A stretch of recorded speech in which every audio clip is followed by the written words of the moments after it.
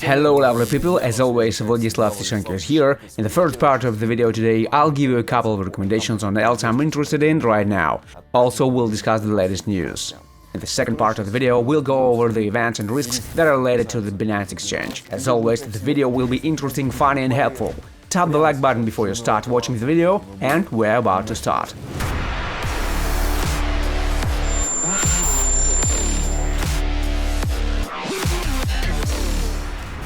The first coin, guys, that got my attention is ApeX. Let's find out what it is for start. ApeX is a decentralized derivatives protocol that allows you to create perpetual contracts for any token pair. It is a NFT platform too. Staking and futures trading will be there as well. This is a very strange food pairing actually. We got to know this coin thanks to the Bybit launchpad. And what caught my attention? Well, first, these are coins' capitalization and circulating supply. To date, only 1% of the coins are circulating, and the coin's cap is something about 2–3 million bucks. Well, it depends on the day you're watching this video right now. As we know, the market is volatile. Well, the cap is a penny, and all this circulation was distributed among those people who participated on Bybit launchpad. Anyway, I've decided to buy this coin, and I'll buy some more on correction. Why? Because with a capitalization like this, there is a chance of some big movements. Again, it's not a probability, it's not a guarantee of anything. Because it's better to make some specific purchases on the cryptocurrency market today. For the ApeX, it's not some kind of a long-term investment, because I realize there'll be some huge unlocks after some time. It's rather a speculative investment, with hope for the market maker to buy for a penny the coins that people got for free on launchpad, and after that we can make a good profit on this price, you know.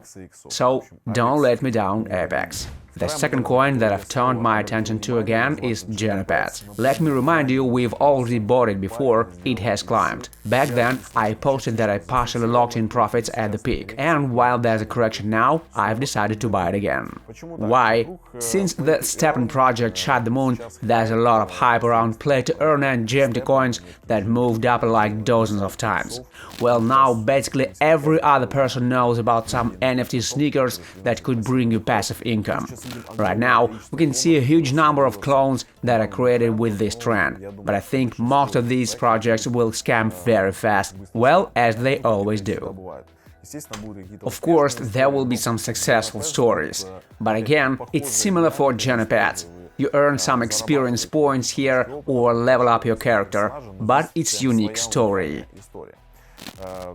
This Genopet is like Tamagotchi. You activate it in your phone, perform some activity, and you earn from it, which means you are selling these NFT coins. You can sell your pet, or maybe you can earn some experience or some resources. And all of this is converted into cash then. So I studied this game carefully again. I see active development here, a large community is forming, and well, I can see potential in it. Again, NFT coins are rising in price, but I was more focused on buying the coin itself, because even if you analyze the Stepan progress, you will see that people who bought that GMT coin made a lot more money than people who bought the sneakers. An important piece of advice, guys, remember that today's market is suspended, because if the Bitcoin goes any lower, the altcoins will spiral out of control. And yes, today I'm making only some specific purchases, hoping for some positive movements. Mostly, I transfer the coins that has given up excess profit to stablecoins. I'm getting myself ready for the bear market. And there are some, let's say, signs of it. Logically, the bear market still has to see us before the next halving in 2024. It has to knock on our door, and whether you like it or not, you are gonna have to open that door, because the bear can simply kick the door open. So as for the latest news, which is rather not bullish, May 4th, the Fed had a regular meeting and announced an increase of the interest rate by 0.5%. And in total, for the last month, from April 24th to May 4th, we already have a 1% interest rate increase and the subsequent balance sheet shrinking. In the long term, guys, this will of course affect the stock market and the cryptocurrency market. That's why I have some assets that are for trading only. And I'm expecting some big movements. If there is, I'll start buying stable coins. Then I'll start to prepare for the bear market all the way and buy crypto when it is at the bottom. And of course, I hodl an emergency stash. Because, anything can happen to us, and we definitely shouldn't go out entirely of crypto.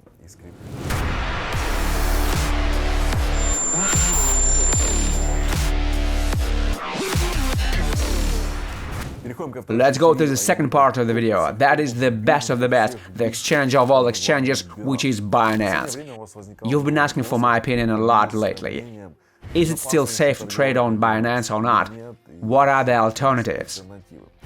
Here is the thing, guys. Before you used to feel safe on Binance, you knew it was top class, and your money was safe and sound.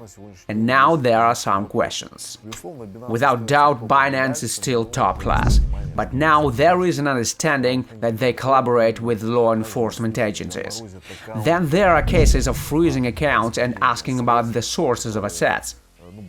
And while the majority of crypto holders can't verify it.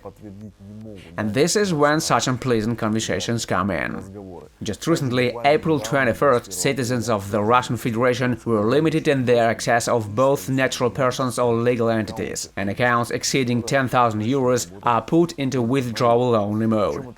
What does that mean? That means no matter what they say, that they are out of politics, the war in Ukraine would affect a lot of people. Actually, it already does, like various large corporations and big businessmen. And Binance is not an exception, in fact. You have to remember that the money you have on the exchange is not yours. It's like, investing in a project. While it works, you can trade there, withdraw money for 1, 2 or 3 years, and at some point, bang, an accident or scam happens. I mean, nobody's saying that Binance will scam, but there are many cases. I've been in crypto for many years now, since 2014.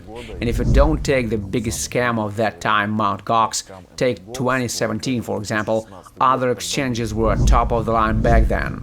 It was Poloniex, where hardly anyone trades today. This is sort of a dead exchange. Then there was Bittrex. It had a huge amount of coins and liquid tokens. Together with my early followers, we used to make a lot of money on these coins.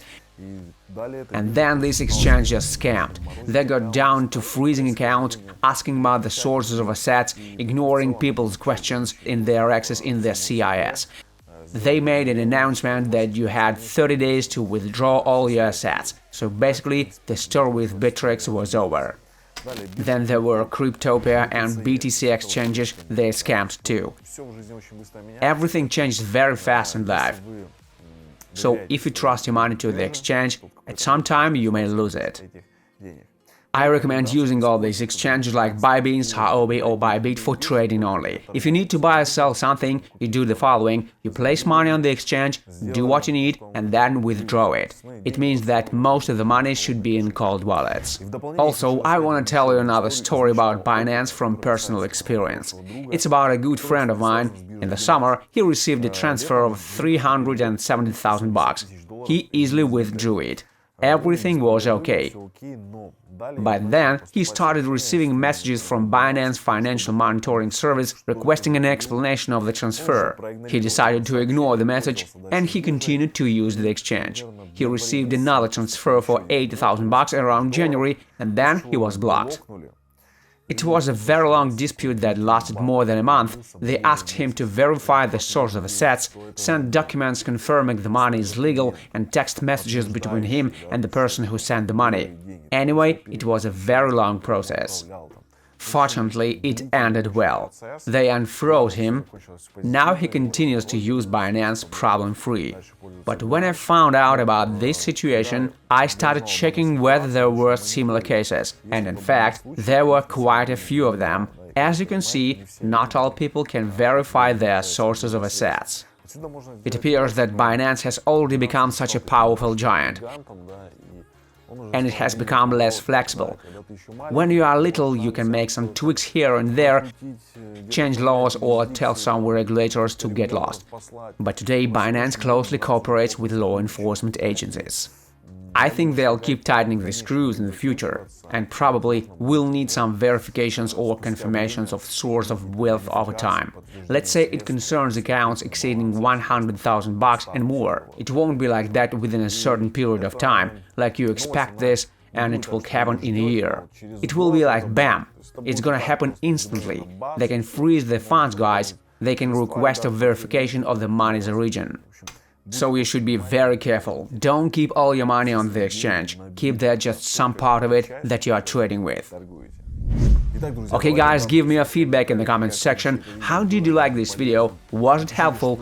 Let me know what you think of the coins I mentioned in this video. Tell me your opinion on Bitcoin as well. Will we go to the moon or down the tubes? Let me know, I'm curious.